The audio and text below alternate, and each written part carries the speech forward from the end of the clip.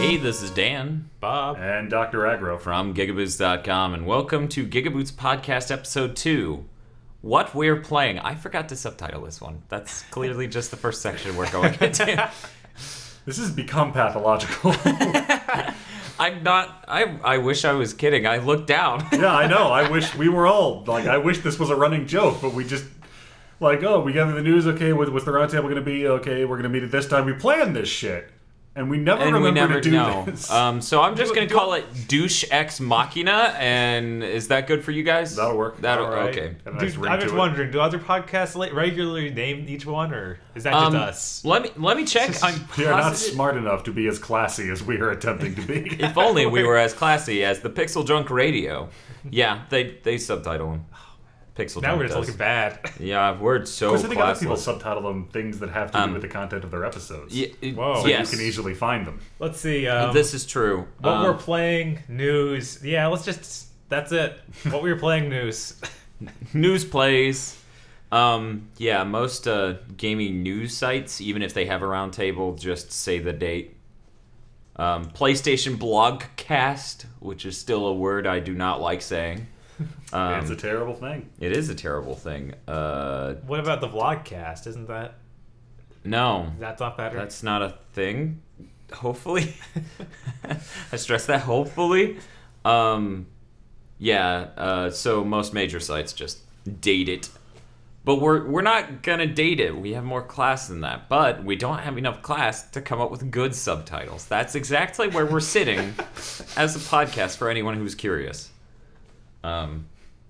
So yeah.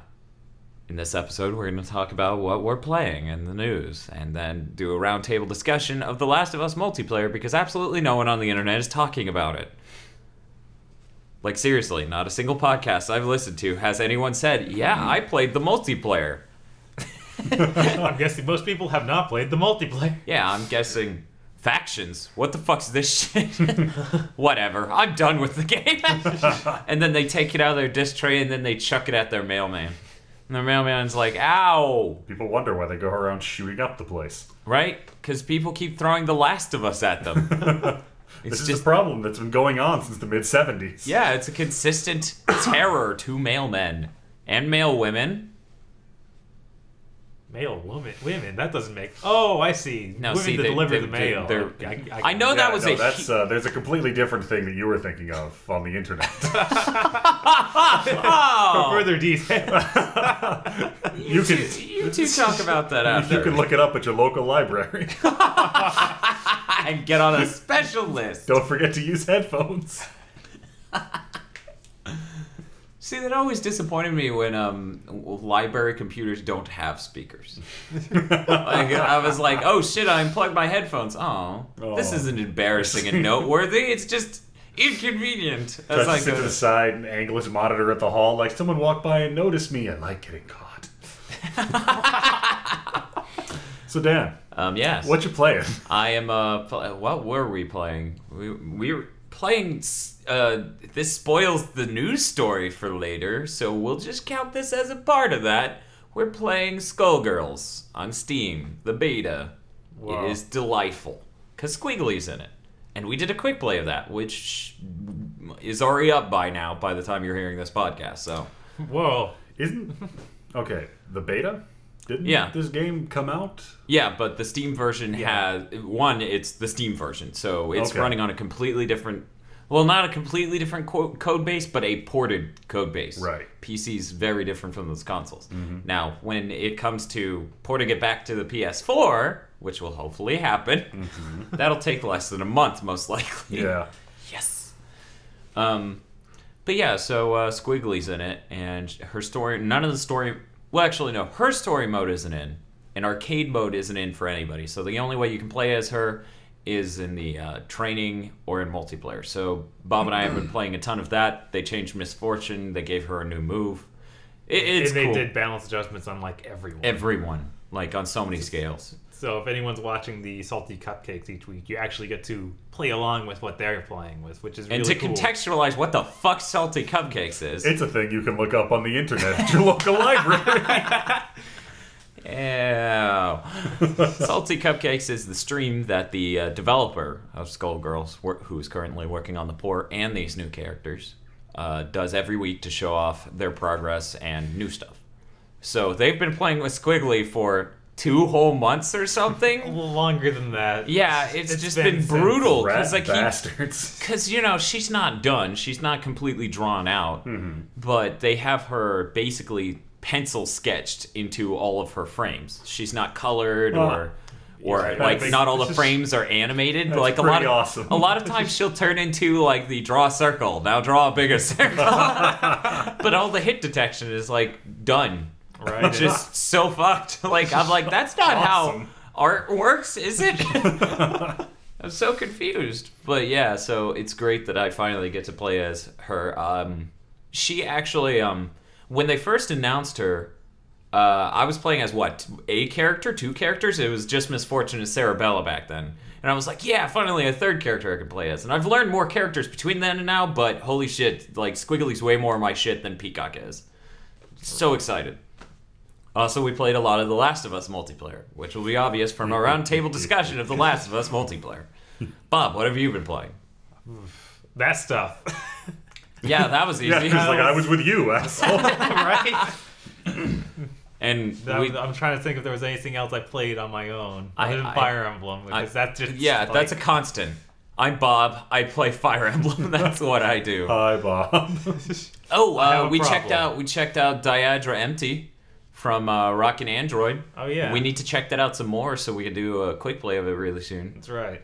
We were also looking at a cool indie game we got a code for that we're gonna go register and try out later today. 99 Spirits. Oh, right. So we haven't tried that. So if that game is like pornographic, and we just admitted that we got a free copy, don't think less of us. We didn't know. We wouldn't have mentioned it on the podcast if we knew. I mean, you could have looked it up on the internet at your local library. That's true. That's a good way to scope out all of these things. But yeah, no, it's not pornographic. We don't think. I played a bit of Hotline Miami. You know, just trying to go back, get better scores, etc. And what else? There's like one last one. This is kind of a bit back. This was actually before the last podcast, but I'm probably going to revisit it, Saints Row 3, because PlayStation Plus, we got it for free. Right. So I wanted to play through that game. Aggro. I have been trying to break the horrible stigma of gaming on my phone by being super classy and putting Myst on my phone. Oh, yeah. But, you know, I've played through Myst like 3 times, Myst 1. Yeah. And I can't remember the first thing I'm supposed to do. Like all of the puzzles are sequential and they all interconnect, but I can't remember the first thing I'm supposed to find to like domino every other puzzle out, and it's starting to make me embarrassed. If you know the first thing you do in Myst, please send us an email at podcasts@gigaboot.com. You pick up the note. You're a son of a bitch. You start the game. You go hit every lever all around the island, then run to the fireplace, and it goes to the end of the game. Your Yep. VirtualBox Windows 95 to get that shit to run. By the way, it's singular, podcast@gigaboots. I sort of ran the S through it, so I just wanted to be clear what our email address is. Oh, okay. If you send to podcasts, nothing. What about podcasting? No. We should set up that email though. What? Podcasts at Gigaboots. Yeah? Just have an We auto only have- reply with "you fucked it up." You fucked it up. That we should. That How would be much a is good that worth to me a use of year? bandwidth. It has 1 megabyte of storage because it deletes all messages and replies with that.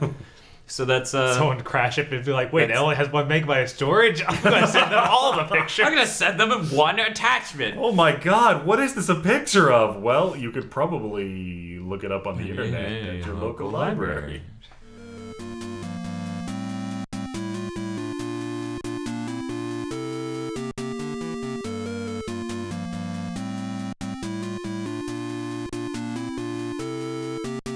So yeah, news. This is gonna there are a few stories in here where I'm just gonna say the headline and it basically summarizes the whole thing. Yep. The first one is especially that Tales of Xillia 2 is coming to the West next year. Noted. Woo!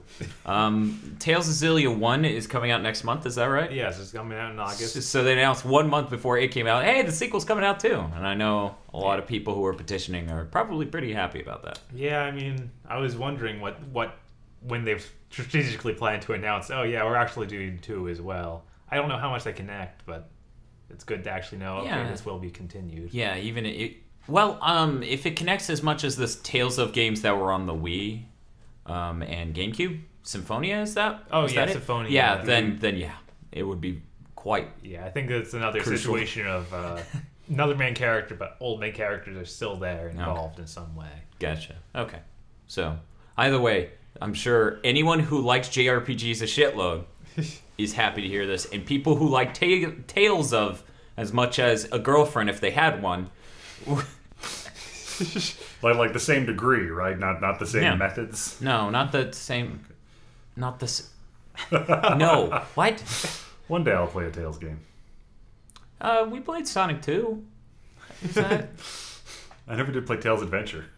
Oh my god, you should play Tales Adventure. Those like are that's all the one totally most canon, consistent right? thing. It's the one most consistent thing about my character in Gigaboots this whole time. Like you talk to me about Tales Adventure, I will just Asperger's syndrome rant about it. So, which is why we must move on to Fez is getting a patch on the 360 version a year after it came out. Fucking finally. So that way you guys know. The situation is Fez had a critical error in the original version they uploaded, right? Right. And on the 360, the policy was you could get one free update. Right. So they went in and fixed it, but it caused numerous other errors. Oh, so shit. they went, oh god damn it, and they had to pull that one down, and they started work on another one. Microsoft's like, no, that's your one. And he's like, what? How much will it cost to patch it now? And he's like, $10,000. What? Yeah. Patches Microsoft are is that expensive. insane. Yeah. I mean, isn't Sony huge too? On the Yeah, as far as I know. I don't know if they're the exact same price, but it's huge. Well, Microsoft apparently 2 months ago, or 3, or maybe even 4, stopped charging for 360 patches. And told no one. So, like, the guy from Fez is like, that ain't the fucking truth. And then someone from Microsoft contacted him, and he's like, apparently it was the fucking truth. Actually, no. He contacted them after people pressured him. Phil Fish. They were like, hey, go ask them. He's like, I didn't hear anything. They're like, come on. He's like, damn it. Sends out an email, and they're like, yeah. And he's like, oh, come on. Yeah, that has to have been within like 2 months. 'Cause I know they were still having troubles in Skullgirls development of having to pay for the patch, and that was new news to them. Here's the thing. This all sounds like Microsoft said this months ago as a PR thing and didn't actually institutionally change shit. Like, that's what it sounds like to me, but I could be wrong. Let's be optimistic. It could have been 2 months ago, but I recall it being April. Okay. And would April have negated that if that were the case? I don't know. Okay. I remember that had such horrible issues 2 weeks. with Konami and And it'll be out in 2 Microsoft weeks. in 2 weeks. Moving on, Final Fantasy VII is out on the PC and requires you to be logged into Square Enix's servers to play the game, and their servers are having fucking issues. As always, Of course. Always Online is looking fantastic.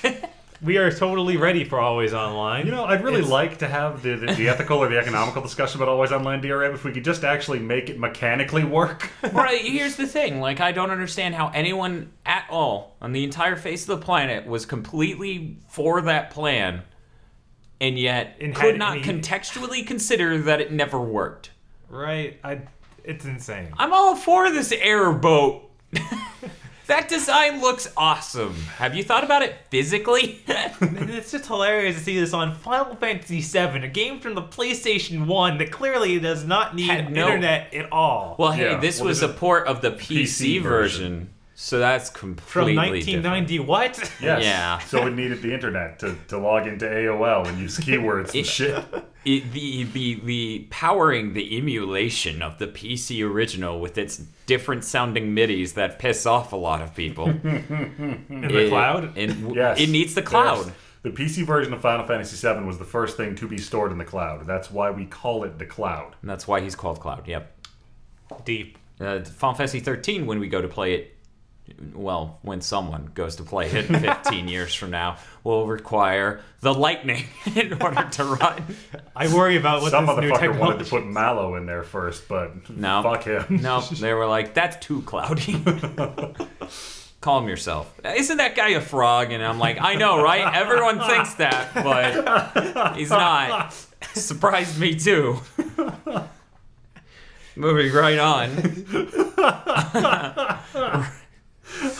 The accessories manufacturer Razer doesn't make accessories for the PS3 because the boss of the company apparently doesn't play his PS3. He doesn't spend time with it.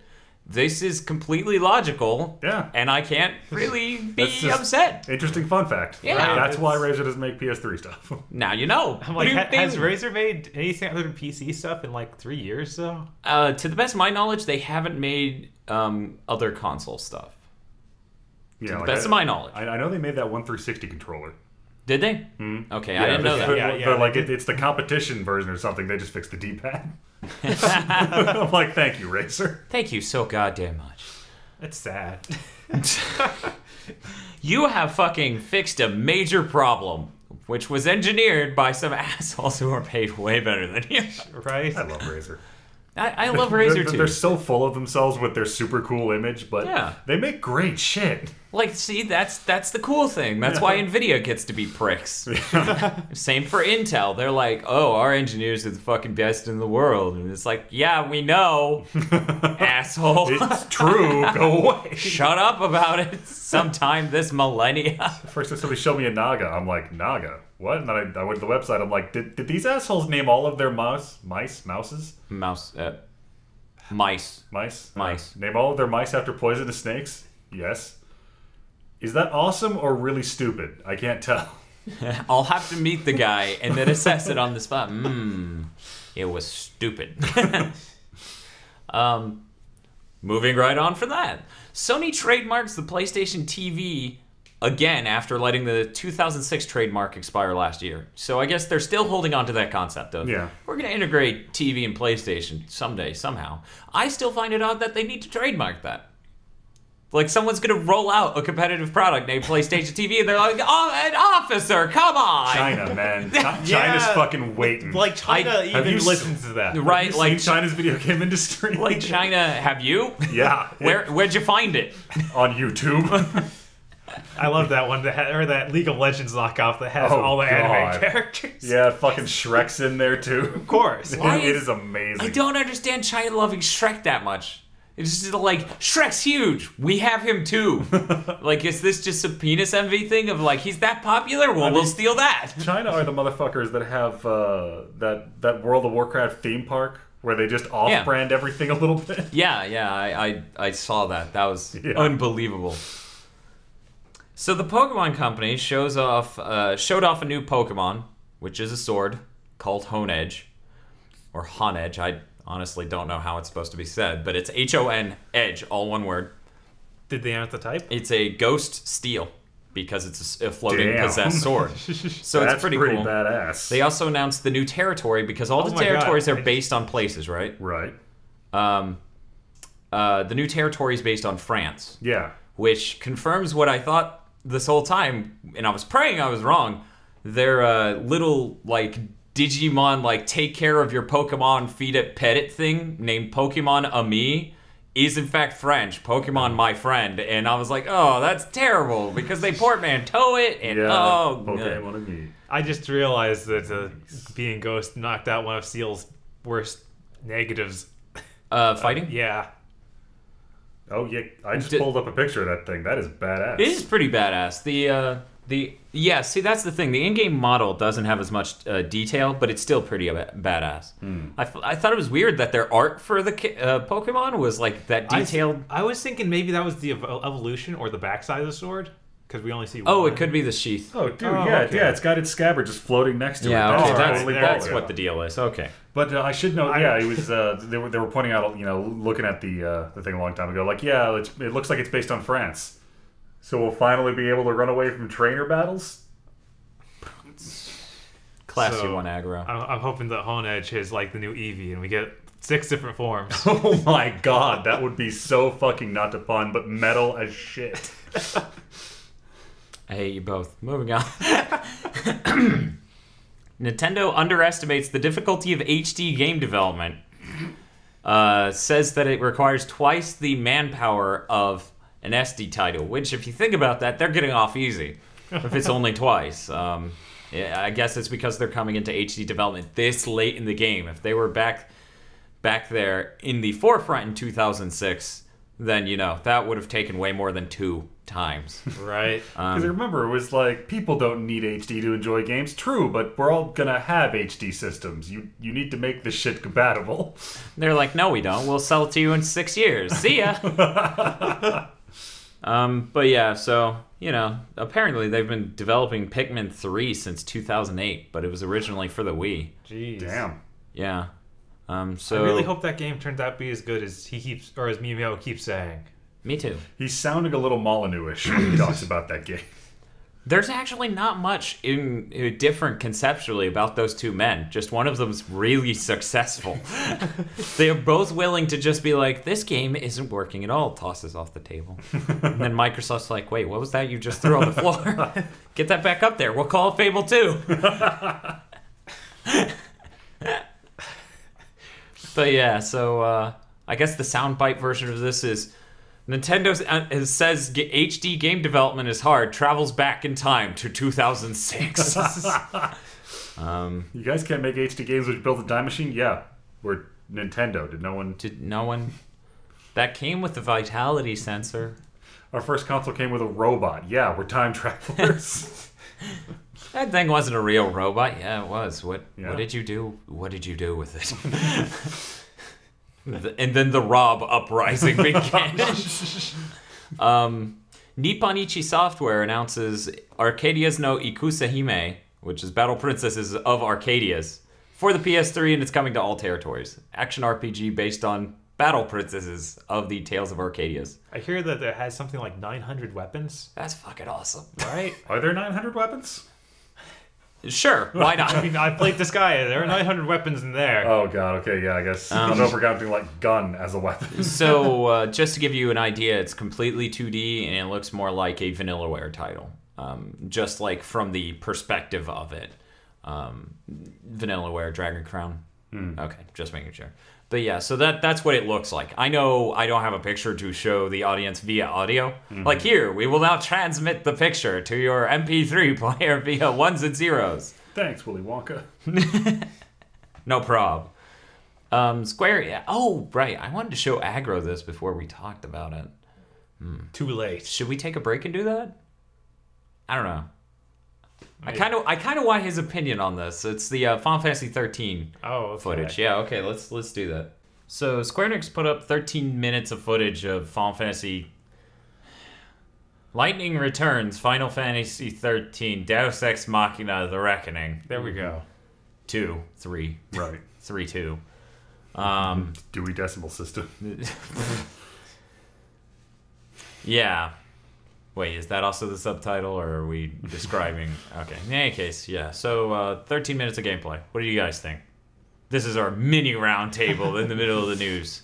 That I still really don't care about Final Fantasy 13. I don't care about the characters. I'm disappointed that this isn't new characters. Like, okay, let's put these down. Put these aside. It's so weird that they're the same characters, because it seems like this could in no way connect to the previous games. Well, you better buy it so you can find out. Yeah, that's what... It's like teasing you for no reason. Yep. Though because they made a cliffhanger at the end of the last one. Oh yeah, for those who didn't know. Which is a shitty way to make a Final Fantasy game. And then didn't they also say that the full ending is going to be DLC or something because they had major DLC plans. Mm-hmm. And then DLC was literally... I haven't even played the DLC that they referenced when they said this, but when they announced 13.3, they were like, well, that thing that happened in the DLC that was really important might have happened. It may have been a dream. Oh, Square Enix. We know you really want to be Capcom, but no one else wants you to be. You don't have to be that shitty. That is just so impressively shitty. Right? Now, if I remember from the trailers I watched, I guess, and like the hour I watched other people play, Lightning as a character, wasn't she... It seems to me her being dressed in a variety of slutty, mostly leather S&M gear kind of stuff is just kind of counter to character design. Yeah. Yeah, I'm gonna go with that. Okay. It's kind of like if Cloud wore ass chaps. I don't know. I can totally see it. You could see that, but Let me rephrase that. I have seen that. yeah, there's a slight difference. Where'd you look that up? On the internet at my local library. Oh, okay. Well, that's a good place to do that. Cloud ass chaps go. But yeah, the gameplay looks exciting. I really want someone out there to be like, here's a video synopsis of Final Fantasy 13 and 13-2. You're welcome. Yeah, that should be done. Because I tried to go back to 13, and that game is grueling. Yeah. It's how many hours of tutorial? Oh, God. Too many. That's what I heard about it. I mean, Jesus. What were they? In any case. Yeah, I don't have anything to say other than this would be a more enjoyable game if they could just start Tabula Rasa with new characters and... Right, I mean, it's going with a whole new system of 13 days and all this other junk, and I'm like, why is it even Final Fantasy 13 anymore? The equipment system's really pretty. Yeah. As I was saying the other day, I wish they would just make Lightning a digital actress or whatever they call it. Yeah, like what was her name? Aya Ray. Well, there was that, but the original digital actress was the chick from D. Oh. And D2. Laura? Laura. That was her name, but yeah. Laura. Shoot a doctor. Eat him. Why not? Eat the shit out of that guy. Yeah, that would be awesome. I kind of wish we would go back to that. I find that conceptually understand the character design is hard, so use them. Don't even pretend. Yeah. Because clearly you aren't linking this right. Right. And then, I mean, there's plenty of people where if you go with the digital actress concept, they'll still be as committed as they are with we brought the character in. Because you still got the voice actress and you still got sort of the same character. Right. But if you open that floodgate, honestly, Sephiroth will be the villain for everything with Final Fantasy in the name till the end of time. See, he says that. And he makes it sound bad. Right, like that's a bad... I'd like to beat some Final Fantasy games, thank you very much. I heard that, I guess this isn't on the news, so I can go ahead and say this. I heard that the creator of Kingdom Hearts does want to get Star Wars characters in the next one, but he doesn't know if they'll let him, because that was a recent acquisition, and they might not have the right license for it. So wait, he wants to? Yes, he would like to. I figured that's why they killed LucasArts. That would sell out to EA. I'm still not sure how comfortable I feel about that. Yeah? And here's why. Look at Square Enix characters, Disney characters, and artistically view them. Now, where does Star Wars stand artistically, integrity-wise, compared to those characters? Like, yes, there were movies where they were like direct-to-video sequels of like whatever, this thing you actually love. But Star Wars feels like nothing but that. There was a trilogy that fucking ruined the integrity of the entire saga. So it's just sort of like, I wish I could have feels for this character. True. And plus, they did murder the... Okay. Are you telling me you don't want to fight Darth Vader with a Keyblade? A lightsaber Keyblade? No. See, here's he has a lightsaber. You have a Keyblade. Here's the thing. I'm sort of almost okay with Darth Vader, but anyone else, like you saw how Sid had... What was it? Straw in his mouth? What are they going to do to Han Solo? True.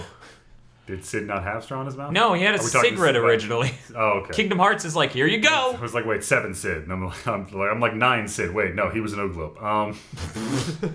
Yeah, I don't know what 9 Sid looks like. What's he look like? He was...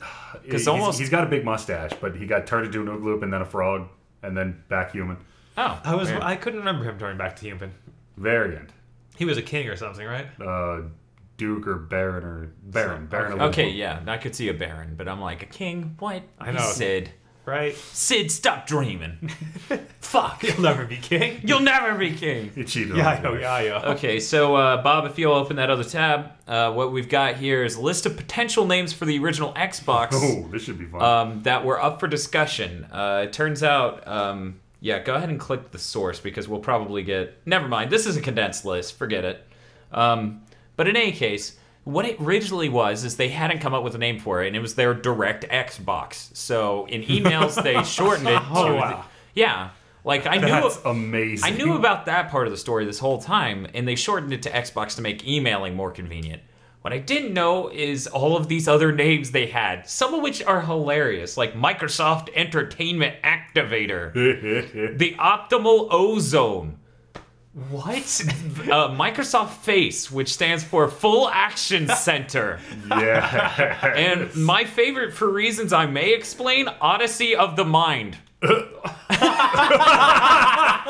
think they might run into some licensing issues with that one. Maybe, just slight. We were in a thing called Odyssey of the Mind, and that's as many details as I'm giving you people. God.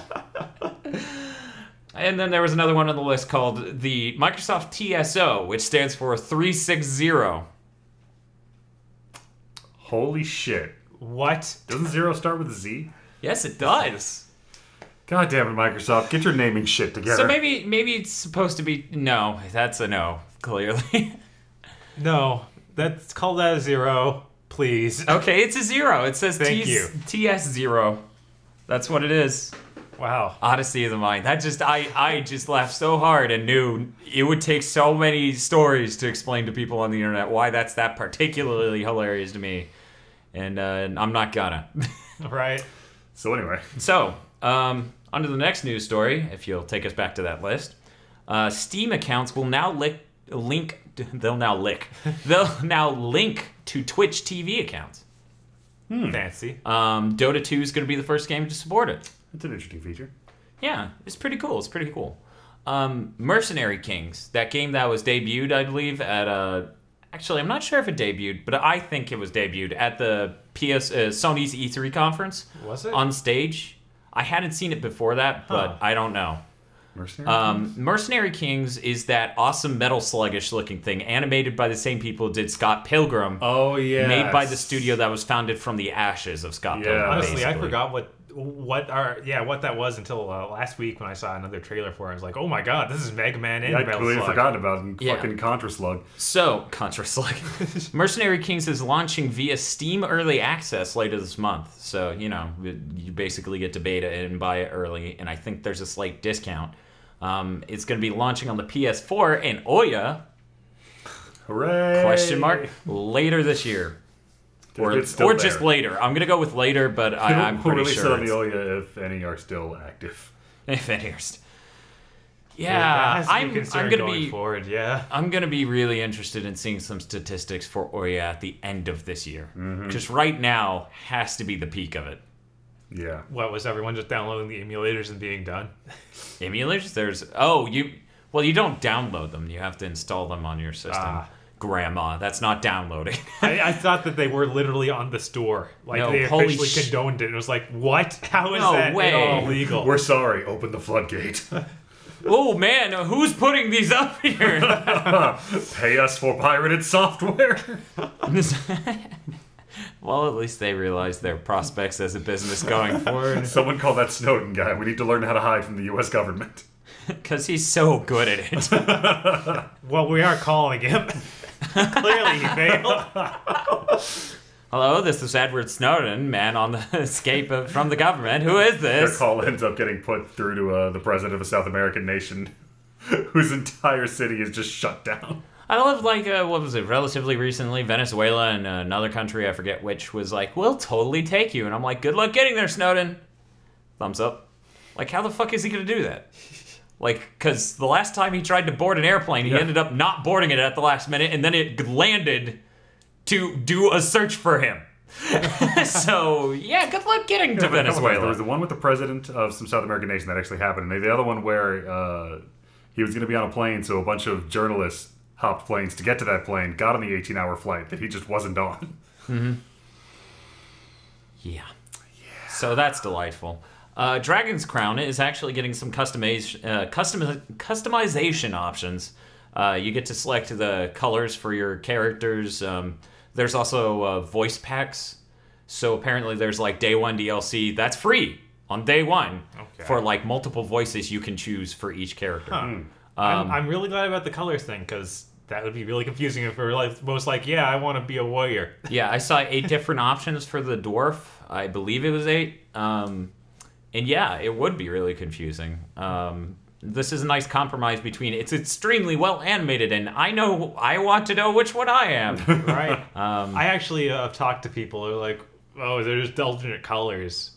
Boo-hoo. And I'm like, dude, they're like thousands of frames. Deal with it. They don't think coloring... Yeah, they wanted actually differently drawn character. I'm like, you are... an idiot. God, yeah. You are a supreme imbecile. And also from a gameplay standpoint, if everybody does pick a warrior, I don't think you need to differentiate. Just keep hitting the attack button and move right. Noted. We fight as a single impenetrable unit. Wolf pack! But yeah, so another thing they mentioned is the ability to change your control input from the analog sticks to the D-pad and vice versa. Good. Why would you ever want to not use the D-pad? I don't know. What sort of terrible monsters lurk out there? Do they think that they're making a game on the 360? They're not. They might. I don't know. Maybe they think that.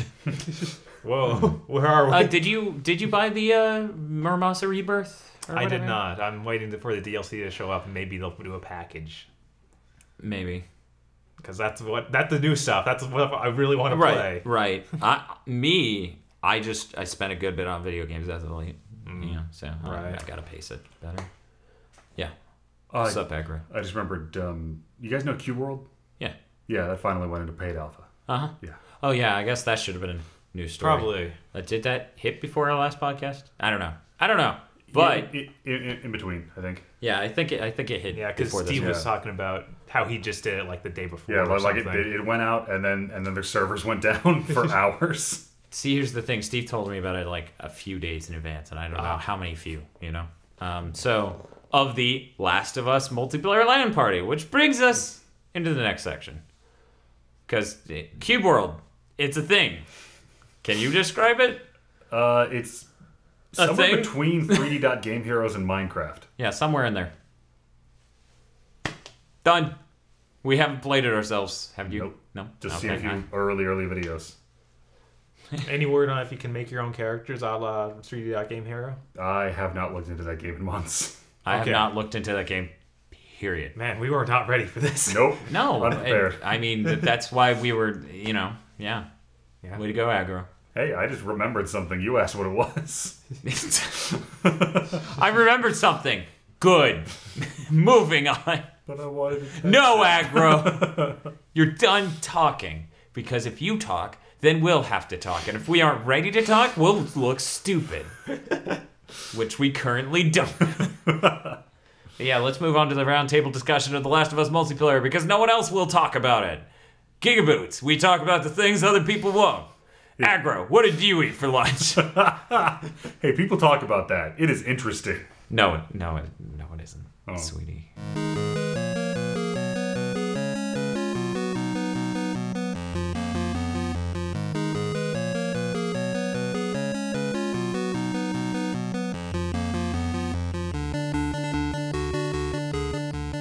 Now we're on to the part where we talk about The Last of Us multiplayer and this bitchin' LAN party we went to. Yeah. Hey guys, The Last of Us multiplayer. It's pretty bitchin'. We did a LAN party. The Last of Us multiplayer, I think, miraculously hits the same sort of balance that The Last of Us hit, where it did. It's built out of Uncharted mechanics, but they pull off the slower and the horror-y sections of it. The Last of Us multiplayer is. It's a little more, it's tactical actiony when you're playing. It's kind of creepy after you're dead. I'll explain the format. It's 4v4 matches where you kill each other. Sure.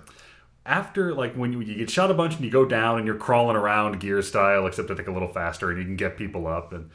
But it looks more desperate and scary. Yeah. When you're permanently dead, you can, like most first-person shooters, switch the camera between all your teammates. and then 4 or 5 fixed cameras throughout the level. Yeah, like, I find it interesting because each level has a different amount, and one of them's 2. It's like, from this angle that's really high in the sky, and this angle, and it's mostly, that level is mostly building and inside of a bus, I think. It's I don't remember the name of the level, but holy crap, I was just like, I really can't fucking help you, Bob. Like the high school was the creepiest one. Because, like, honestly, this camera use, we're at a LAN, it was amazing, because now we're just calling out enemy locations. It didn't feel like cheating, because it's clearly built into the system. But, just scrolling through those cameras, looking for the guys who are trying to murder your friends, it's kind of found footage horror film-y, especially when you're just watching the gym, because the ambient music's still playing. You're still hearing a little wind and a little creaking, and you're just looking for the guy. Yeah, and it's got, like the multiplayer isn't horror-y, but something about the super pulled-out view and the because they do the audio processing very well in Naughty Dog games. All of them. Crash Bandicoot Game of the Year, especially good soundtrack. Basically deserved Game of the Year based on the soundtrack. But yeah, you just hear these slightly muted gunshot sounds, and you see in the distance your friend getting gutted or beaten to death. Yeah, that little bit of flail, or just the silhouette is even worse sometimes. It's just so horrifying. It's kind of like the movie Drive, where it's just like what you don't see or what you barely see is absolutely gruesome. And it really...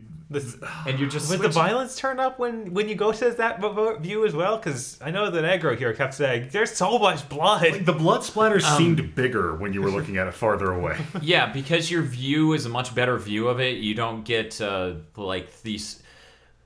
When you're playing from a human perspective, there's a lot they do to the camera to make it seem more like human vision. So when you get a nice pulled out view where a lot of those effects won't be as strong, you get to see how the size of their entire upper body that blood spray is as you get blasted to shit. Yeah. What was one thing I noticed is there's the execution thing, and those are gruesome. Like Gears is like what was it? Really campy, like ridiculous murder. Yeah. This is curb stomp. It's brutal, is what it is. Right? Like they put a shotgun to your head and then blow off the upper really half instills that sense of desperate survival from the single player, where you don't want to lose because you'll lose. You just don't want this. You don't want to watch this happen to you. Yeah, and I like that it's mechanically sound. Like, they changed the damage values of so much when you go into multiplayer. So that was a learning curve. Yeah. Because I'm like, I shot him with a bow. Why is he shooting me in the face now? So you do that preset amount of HP damage, and then they fall to the ground. But at that point, if you try to gun them into an execution, because you don't have to go up and execute them with the special execution animation, you can try to gun them down. But they have a lot of health at that point because they can be revived. The idea is like, oh, good job, you downed him, but he's not dead, so you better figure out how you're going to kill him. And just trying to shoot him from that distance usually won't pan out. I think one guy took like 2 shotgun shells to the face while on the ground, and I'm just like, holy fuck, die! Which is, of course, promoting me doing the execution animation, which leaves me open because, of course, during that animation, they can blast me to hell. Right. And I'll just be gone. Not the guy on the ground. Guy on the ground can't do anything. Yeah, guy in the ground can't do shit. Which, but and that puts a whole different, you shoot a guy across the map who's behind cover, he goes down behind cover. Now you can either just move on and hope no one revives him, or cross all that ground, get up behind cover, because his teammates can see his silhouette everywhere. Yeah. And they're coming for him now. Yeah, and of course you still have the listen mode, and there's some perks and stuff we'll go into in a bit that can enhance that. So you can down him, and if you're close enough, listen to him and see if an ally's coming up, and then Molotov cocktail both of them, and you just Molotov executed. Good job. Yeah, use of bodies, use of traps. This game is surprisingly tactical. Yeah. Like, you got downed opponents, and also every level has supply drops in specific places that do not change. And that allows you to pick up parts, which, you get to spend on things, and scraps of things, which you get to craft things like in the single player. The parts, you get, how would you phrase this? You get your main weapon, a larger secondary firearm, and then you can equip yourself in your perk menu as you're coming in to have a purchasable firearm. So your parts, and that is the currency, it's called parts, will be spent on either buying more ammo for your second gun, upgrading your first or your second gun, buying your third gun and buying more ammo for it, or buying armor. And of course, that it carries over round to round, and you get to just like, oh, this is the last round. Pours on the armor, spends all the ammo on. And then I think all your shotgun. leftover parts are converted into supplies. Actually, it's all of them. Yeah, it's all you got for the whole round? Yeah, so of course, different things you do get you different amounts of parts. Like downing a dude is 400, I think, something like that. Your special execution animation gets you more than just shooting him to death from a distance. All these things add to your parts differently, and then there are those pickups, which are in specific spots in the map per team. Like I noticed, it's a perspective thing. Sometimes when you go to where a drop would be, when you're on this side, because it'll switch which side you're entering the map from every round, it won't be there. Okay. And also, what it gives you is based on how well you're doing. So if you're doing insanely well, you don't get deny the other team. I guess that you can't supply deny the other team. That's nice. Yeah, because each all person... the supply picks up... Yeah, it's per person. They're instanced out. Yeah, so everyone will run to this box, and the first person doesn't open it for anybody else. He opens it for him. Everyone gets their own drops and etc. It's very interesting, that aspect, because it makes sure that everyone stops at these points, and that's a major tactical thing. I got completely just fucking shanked at one. Like I'm like, hey, a supply drop, and just some motherfucker's waiting at this one angle around a corner with a shotgun. I'm just sitting there dead, like, that was brilliant. God damn it. Shivs carry over into this mode, and you can craft them just like in single player. And if you come up behind someone, you can shiv them. If there's a smoke bomb that's going off, you could just run through there shivving people like mad. No matter how much they see you, no matter how much they're jamming the melee button, they just get to shiv you. Because you're in the fog. Yep. You don't see it coming, no matter how much you see it coming. He's the fog creature from Lost. That's what it was after all of these years. Joel. Now the listen mode is interestingly balanced in multiplayer, because you've got a meter that slowly recharges. You can perk it to recharge faster. If your enemy's stationary, you can't hear them. They got to be running or shooting, and if they're or even crawling. If they're moving at all. If you fire a weapon, you show up as a red dot on the minimap.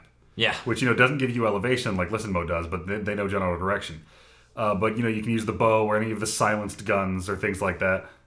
And you can also, because as you gain levels, you get more things unlocked in the larger structure, which I guess we'll go into next. And you can say, turn your pistole, as Uncharted calls it, and this calls it the shorty. You can silence that.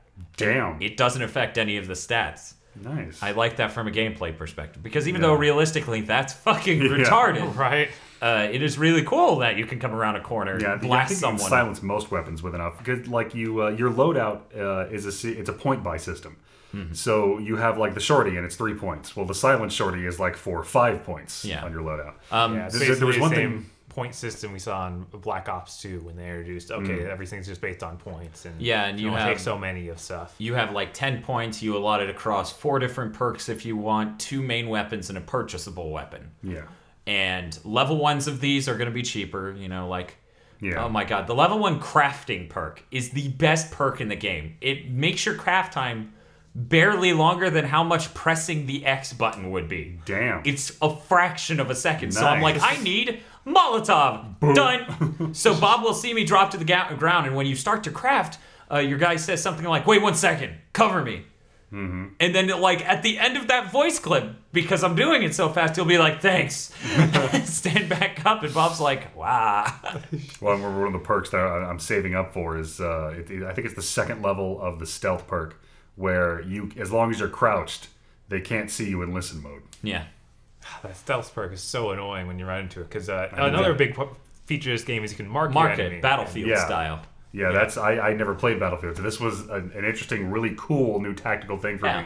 Where you see him, but he doesn't see you, so you mark him. Now your whole team sees him, and he doesn't know, unless he has the perk that lets him know that. Yeah, and then at the highest level, it just doesn't work.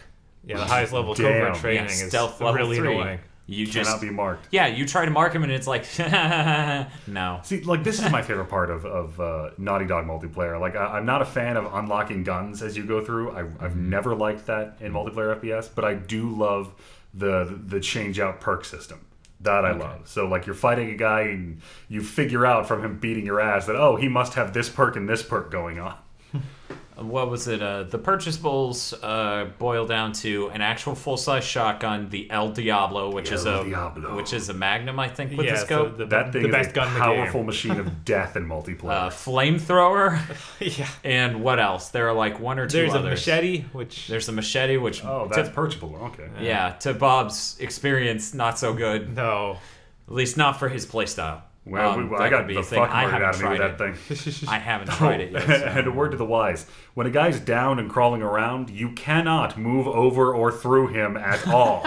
That's always a hilarious tactical thing of like, I'm down, he saw my allies, and he's coming for my allies. I'm just going to crawl in front of this door, make him do something to me.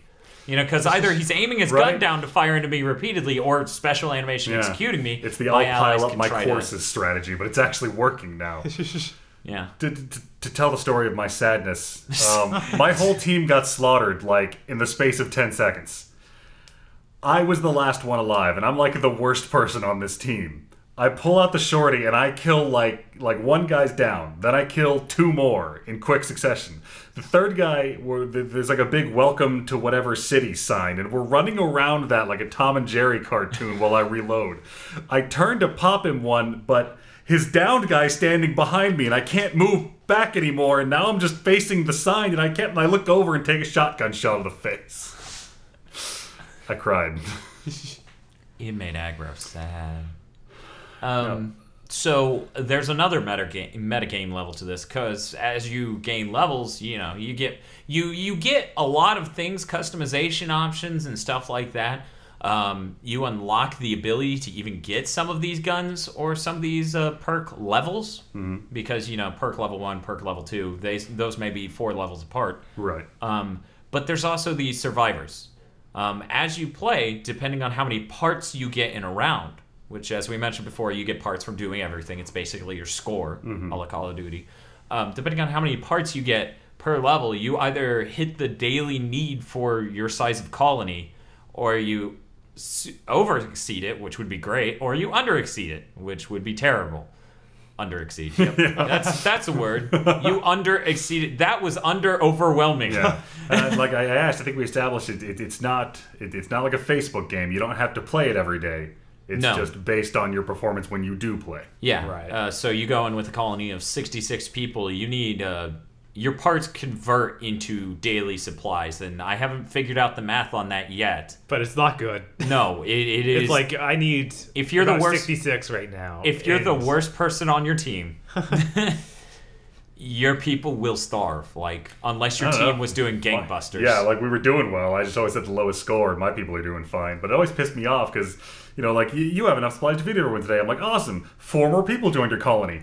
I told you guys to close that fucking gate. I can't do this forever. Yeah. And yeah, with the colony keep growing, it gets harder and harder to deal with. I think you have to keep it alive for 12 in-game weeks. I guess that's like a number of matches. Yeah, because each match is a day. Yeah. Okay. So then 12 weeks, 7 days. Yeah, it's and then pretty long. they'll give you a story click, like you have dysentery in the party, or like people got kidnapped, and then they give you little missions to do, which is basically just extra shit you do during your rounds, like mark this many people or get this many takedowns with one gun. I'm trying to think that's a lot like Call of Duty's. There's whatever those missions are called. Yeah, I'm trying to think of what the fuck that's called. But yeah, it's a popularized gameplay mechanic where it adds another meta layer to the game you're playing of like, oh hey, dysentery outbreak. You need to get this in order to mitigate the amount of your people that will die. Will die. Yeah. Welcome to The Last of Us. Dysentery outbreak. Oh, yes, there will be dysentery. You get to choose. You get to choose what exactly you're aiming for. It could be executions, marks. Oh man, that mark thing turned out great for Bob. That mark thing escalates fast. Downing people, just in general.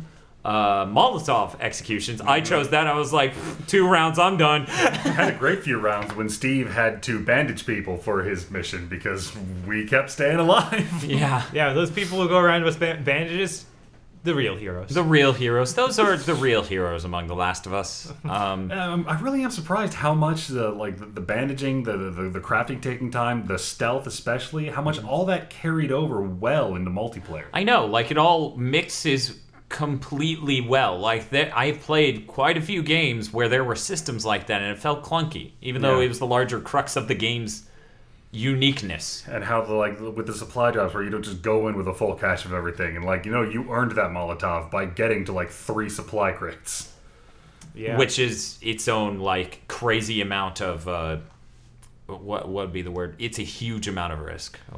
Because I'm a madman, I will always run to the third. I will do 1, 2, 3, and that's when I start getting they're gonna bust down this hallway any fucking 2 and 3, that's when you're gonna find the enemy. So I have that awesome crafting ability. I craft a bomb real quick, throw it right next to the door, and run back to my teammates because that's how much time I have. I'm trying to think.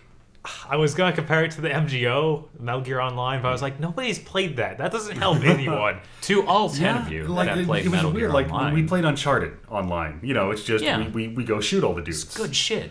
In this game, it's one of those rare experiences where you get a bunch of people in a room playing this game and it becomes immediately tactical. Mm-hmm. It was 2x2 flanking formation, go around the outside of the building, calling out sight lines. Everybody's checking corners. And it really makes a better land game than Uncharted in that sense. Mm-hmm. Of communication is so vital to it. It will make the LAN party better because of that. Yeah. Because fucking Uncharted, we play that, and it's a lot of us in a room. It's mostly just trash talking. It's mostly trash talking, and Bob just going, "Time to be the prodigy," and just murders the entire enemy team. Help us! I killed the whole team. What do you want me to do? Kill me! I can't. My hands only kill. I don't know if we ever figured out if there was a score advantage. A couple of times, what we did was, there was one person left, so they just hid until time ran out. I don't know if that makes you an asshole or if survival's the point of the game. I think that ends up better for their parts. I'm not sure. Right, I'm not sure at all. We didn't take out pen and paper. Yeah, because we saw a couple of rounds where they had one more. They had 3 people left. We only had 2 people left, and we couldn't find them. They were just waiting it out because they were going to win. Fucking me in the high school, man. I am just absolutely stunningly good at playing that level at this point. And Bob was telling James yesterday, he was like, James, seriously, Dan, he is a high school rapist. Wait. no. Yeah, the level design is just so intricately beautiful. I love the high school because there's just that one area that's perfect for your last stand. And I took down 3 dudes on the enemy team as they came in, and I'm just like, ah! I think what really helps is it's so, it's always designed around 4-on-4. There's no more nor less you can have in that game. There are 2 gameplay types, but it's 4v4, and that just makes a much tighter knit group. And I think with that private match system, we could actually do an 8-person LAN party, and we should look into that. That would be cool. Even though it won't affect, and that's the cool thing, private matches don't affect your colony. So you don't need to worry about someone being, I'm God, just deal with it. Right, which is good. I'm glad they understand that, because at the point where it's at the same time, I feel like I'm not progressing that part. I want to progress that part. Right, that's understandable. But for an 8-person LAN party, it's good because you try to convince Tim to come to our LAN party where we're rapists at The Last of Us. Okay, this is true. And do private matches where all of his people will die. Nothing will make someone rage more than not only are they losing at this game, it is ruining them. Right, because if all your people die, you have to go back to week 1, I think. Yeah, so you lose all of those things you unlocked. Yeah, which is... If I remember correctly. Kind of gay. You lose all... I don't know if you lose them. I think you have to build back up to the point where you get them again. Okay. Because you would have to go all the way through all that stuff you already have unlocked. Customization options. Yeah, there's all they unlock per day. Oh, just the customization? Yeah, options? no. Okay, like all the perks and stuff? Yeah, the perks, that's all separate. Okay, I'm like, if your colony dies and you lose all your perks, that's bullshit. That's what we thought it was at first when we related it to, what was it, forced prestige? No, I'm not ready! Naughty Dog keeps making amazing multiplayer experiences. And every time I, this isn't among the most ubiquitous multiplayer land games in the world kind of angers me. Yeah, but it's just it's a circumstance. And here's the thing here, like the single player is so important with The Last of Us. No one cares about the multiplayer. Like honestly, I believe that is more true than it was with Uncharted. Like I don't think people went Uncharted single player is absolutely amazing, especially for 3. And I'm not going to touch the multiplayer, but I believe The Last of Us is exactly that, where so many people are tuned into it, so many people are interested because the story is so well told. Mm-hmm. And I can't tell you how many times I was listening to podcasts, reading reviews or whatever, and they tore apart the gameplay mechanics of the single player of The Last of Us. So those types of people would have no reason to go to multiplayer. Like, I hated the combat, and Melee sucked dick, and all sorts of things like that. Why would they want to remove the story from that? Like, that is of no interest for them. And I think that's sort of it. Like, Halo has a retarded single player. So, of course, people went to... Yeah. And that's not to say I hate the single player of Halo. I really like it. But it's super dumb. Like, super dumb. Nobody's going to be like, this game is nothing without Master Chief falling in love with an AI and then fighting a space alien with psychic kinetic powers. God. I really, I've only actually played The Last of Us multiplayer at that LAN. So I really need to go try it online with random people and see how that changes the feeling of it, the dynamic. It changes a lot. It changes a lot. Me and Bob just playing. Because it's a little more Mad Max now, and a little less. It's a lot of me screaming at the person who's losing at my monitor because I won't let myself put on my headset. We did play that random match where it was you and a bunch of random people on the internet. And just like the tactical skill difference was clear. Yeah, I thought it was amazing that like we had played as a single team up until that, and then I get thrown on the enemy team randomly. Still not sure how exactly that happened. It'll happen again. But yeah, even still, I was like, I'm the star player on this team, huh? Did playing tactically like make me understand the mechanics better, or are people on the internet just inherently worse? When you're in a room playing a game, talking to your friends, you get to understand the flow of it a lot better, a lot quicker. Yeah, you understand the opportunity cost because your friends are screaming them at you. Like, no, you jackass, get over here. Meanwhile, me and Bob are playing on the internet with 2 random friends, and I'm constantly screaming, Kofi! What are you doing? You fucking jackass! And I'm just like, I wish I had a headset, but I know I shouldn't have a headset. Yeah, no, that never ends well. Not in such a tactical game. What was like that? Just it's like Steve in League of Legends. Like Steve's really good at League of Legends, but that's because he's so fucking furious when people don't do their damn job. And unlike League of Legends, you don't need a 300-page textbook and a year to understand the mechanics of The Last of Us. So that's why I'm like, I'll go play The Last. That's why I love landing League of Legends with Steve, because he's fucking around. And like we play with him, and we like it's kind of like when you're arm wrestling a guy who's letting you win, but just not. He's not going to let you win, but you're going to feel like you're doing well. And you apply a little more pressure, like, yeah, I'm doing really good. And then, like, maybe I can know he was just kidding. Yeah, time for him to push the entire mid all the way to your home base. It's like fucking Vegeta gets to Earth and he realizes assholes can just set their own power level at will. Fuck. And one of them was dead anyways.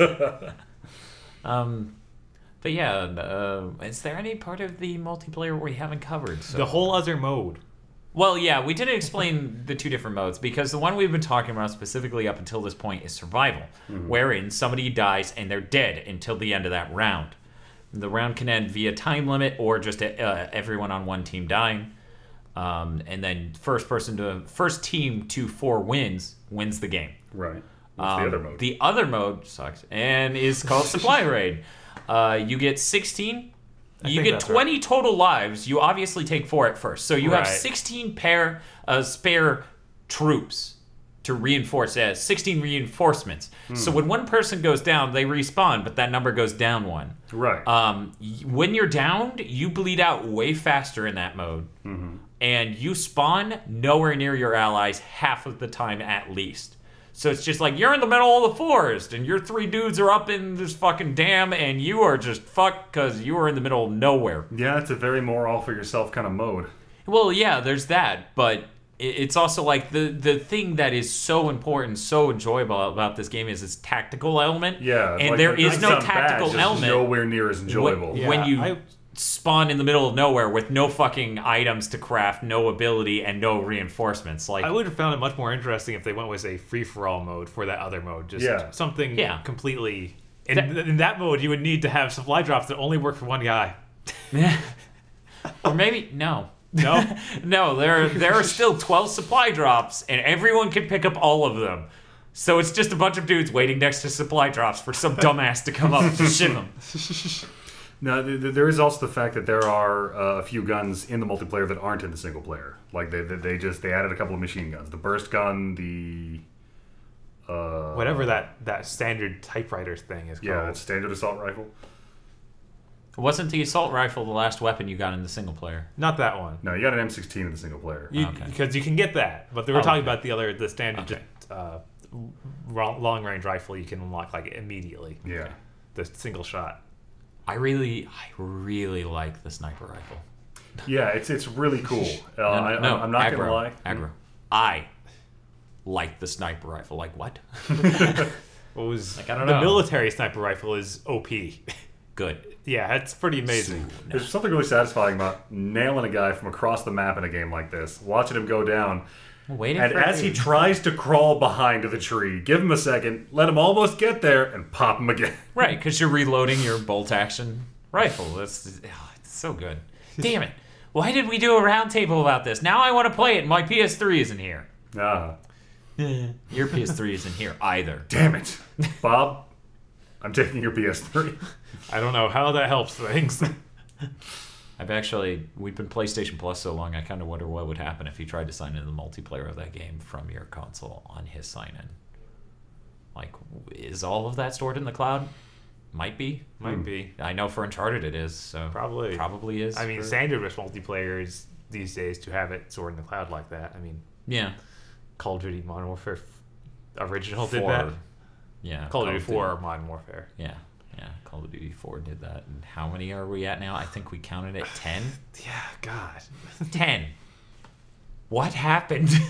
I was like... Economics! It just, we were... I forgot the one thing we needed to talk about The Last of Us multiplayer. Yeah. How it is one of the most terrifying things I have ever seen. And we kept doing it to people, where like it'd be the last person on their team, and like somebody would get into a fist fight with them. Real quick, what would happen? It was the most amazing thing, and this was the first round where it happened.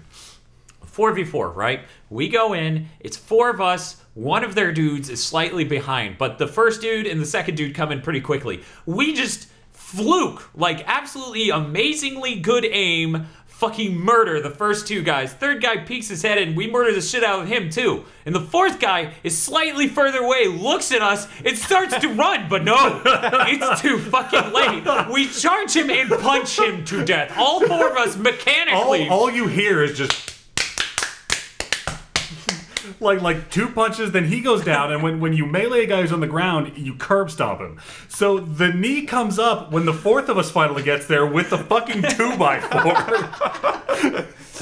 I mean, I'm surprised that guy wasn't a blood member by the time we were done. Yeah, and what was it? We just started screaming, "Wolfpack!" Oh man, yeah, that was terrifying. It really was, for just like all 4 of us to start sprinting. It was a female character, and you saw her face before all you could see was elbows and shoulders. That must have been so scary to see. Because as it's giving you the round countdown, it's like, you got this many points. You just see 4 bodies swinging and stomping. It's like, man, this game. Wolfpack.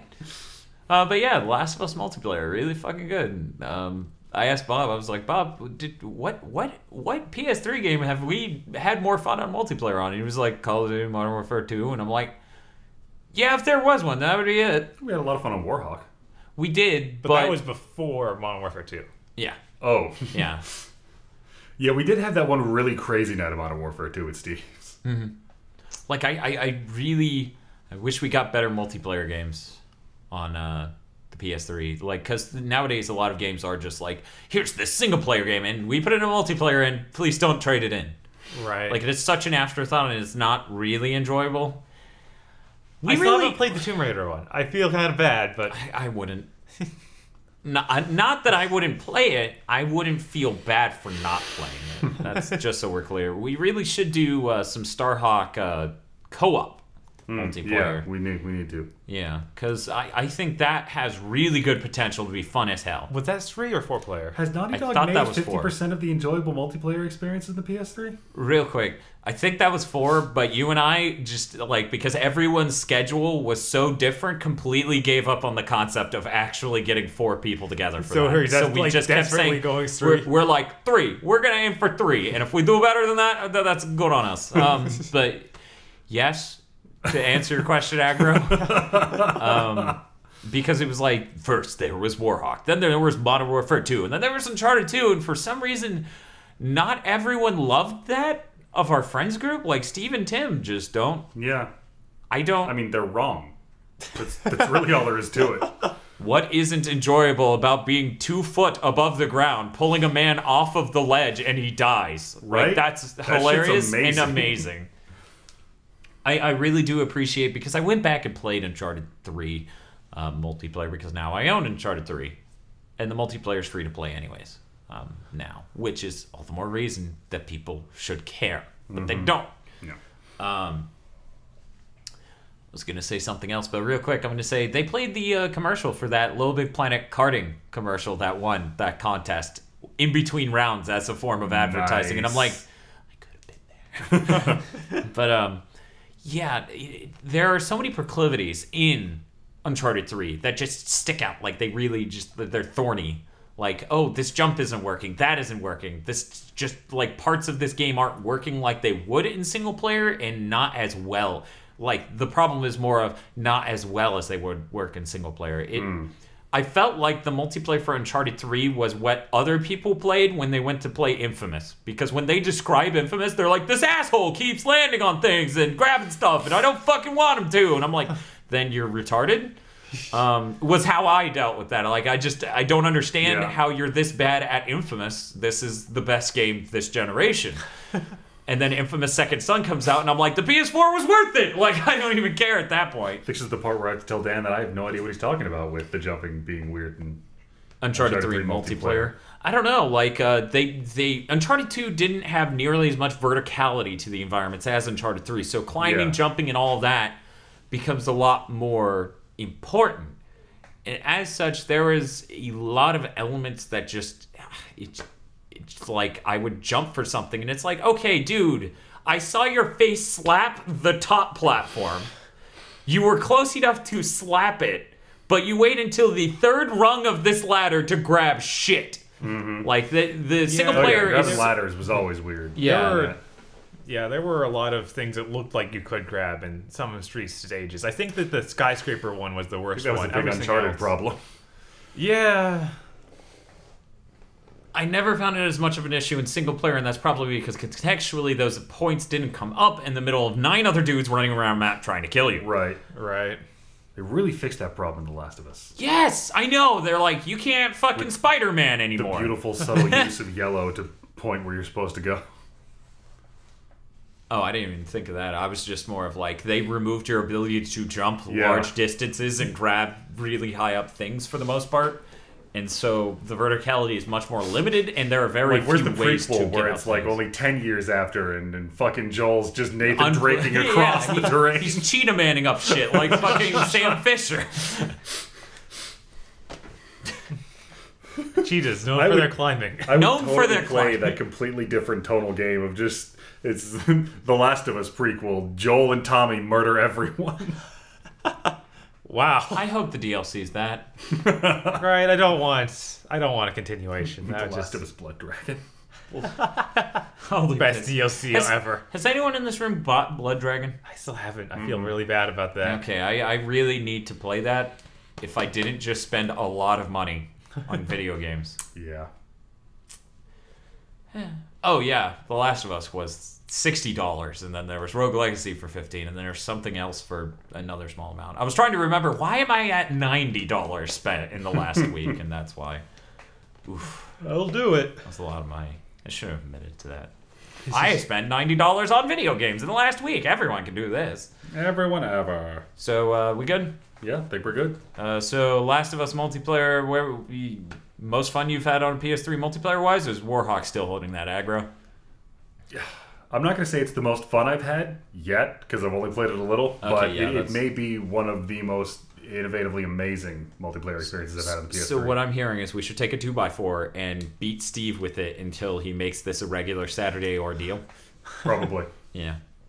And then when his wife is angry because every Saturday is now jackasses come over, or every other Saturday is Watch my six! Yeah.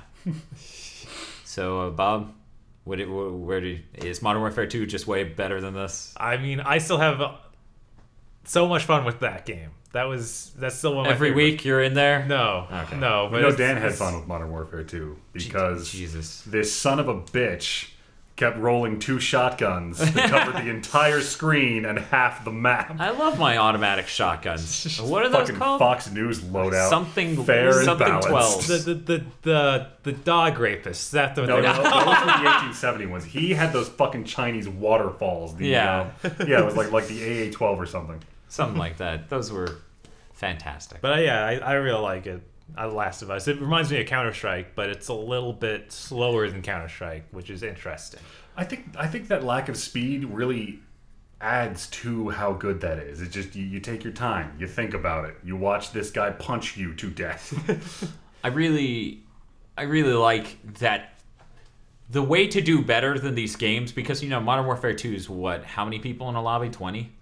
It's a 16, large number. It's a large number, Yeah. and then there's Battlefield 3, which I also own, and then there's Warhawk, and all these are large numbers. But The Last of Us is 8. Yeah, I like how we're not bringing up Battlefield because we don't play it on PS3. It's PC. What are you saying? Yeah, we play it on PC because that's the console versions were kind of yeah. But yeah, those 4v4 matches do make it a very personal experience. Mm-hmm. Yeah. Which I like because, a lot of the enjoyability of Battlefield is somewhat mitigated when you're among 32 people. Yeah, it was like the Mag effect. Like you run for 5 minutes to get to where the fuck you're supposed to go, and a sniper kills you, and you do it again. What about PlanetSide 2? Sounds fun. Can't wait. Can't wait. Yeah.